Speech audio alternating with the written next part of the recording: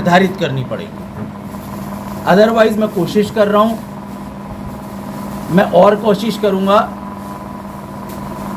इससे क्या होगा कि आपको यही नहीं पता चल, आप आकलन नहीं कर पाएंगे कि मैंने क्या काम सही कर पा रहा हूँ या नहीं कर पा रहा हूँ। मसलन आपने तमाम साथी जब बातचीत होती है कहते हैं कि मैं एमडीआरटी करूँगा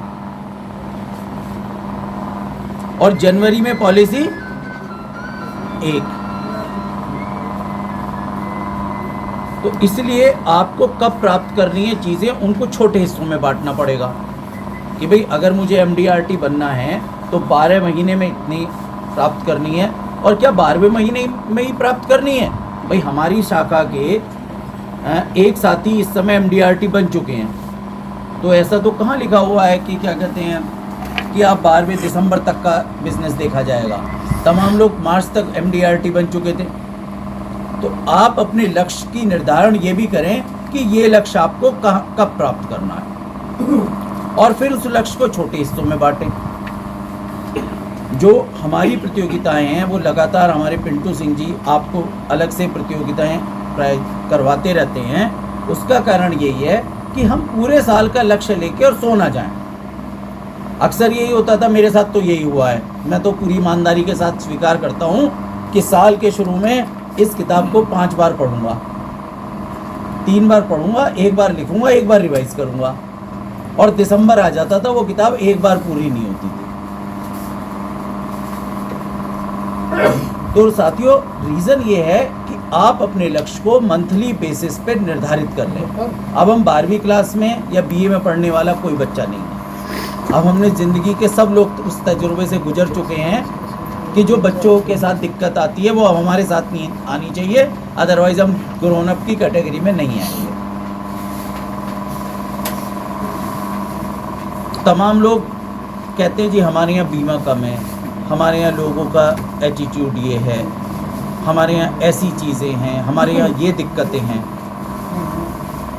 तो मैं आपको बताऊं, 1956 में जब भारतीय जीवन बीमा निगम बनी तो सब पुराने साथी हैं, कोई बीमा निगम का उद्देश्य बता सकता है?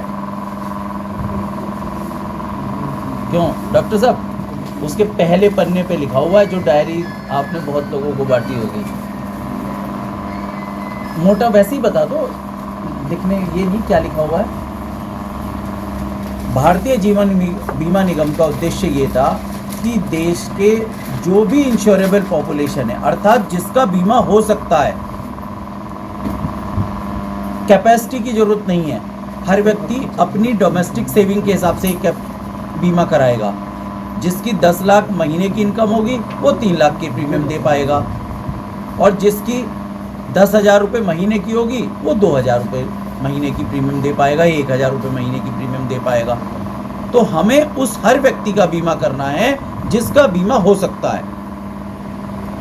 ये बड़े फ़क्र का विषय है कि हमारी जो बड़ौद ब्रांच है, रूरल होने के बावजूद हमारा पर पॉलिसी का जो साइज़ है, टिकट साइज़ है जिसे कहते हैं, वो मेरठ मंडल के साइज़ से ज़्यादा है। ये फ़क्र का विषय हमारे लिए। लेकिन हमें बिज़नेस में दूसरी चीज़ों पर भी चिंता करनी चाहिए कि क्या हम अपनी रूरल पॉपुलेशन को तो नहीं छोड़ रहे हैं।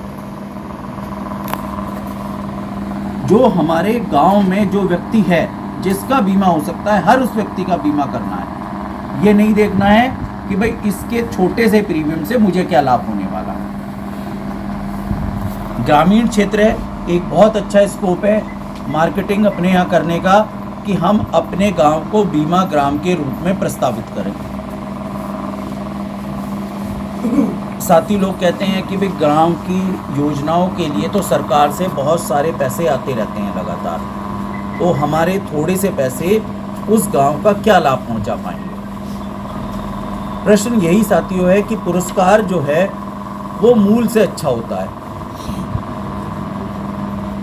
आप लोगों को कमीशन मिलते हैं, काफ़ी बड़े बड़े कमीशन मिलते हैं, लेकिन हर व्यक्ति उस छोटे पुरस्कार से अति उत्साहित होता है, उसे का सम्मान ज़्यादा करता है कि नहीं, ये मेरे कुछ एक्स्ट्रा एफर्ट से प्राप्त हुआ है। तो गांव में जब आपका गांव बीमा ग्राम डिक्लेयर होगा और वहाँ बोर्ड लगेगा तो निश्चित रूप से वहाँ आपका नाम भी लिखा जाएगा कि भाई आपके प्रयास रहे इस गांव को बीमा ग्राम बनवाने में।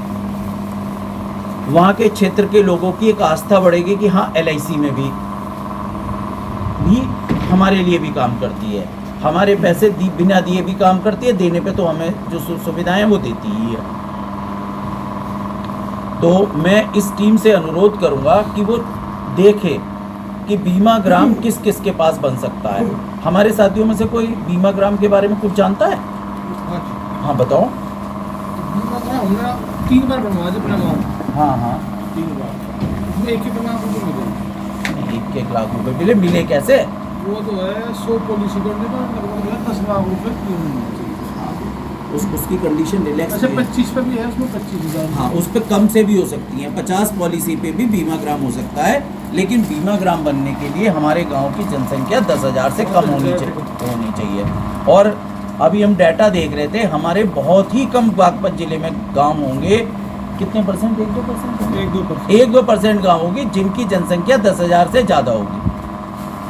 तो ये बहुत अच्छा माइलेज हो सकता है, क्योंकि देखिए जब बाजार में दिखाई देगा, है ना, बाजार में हम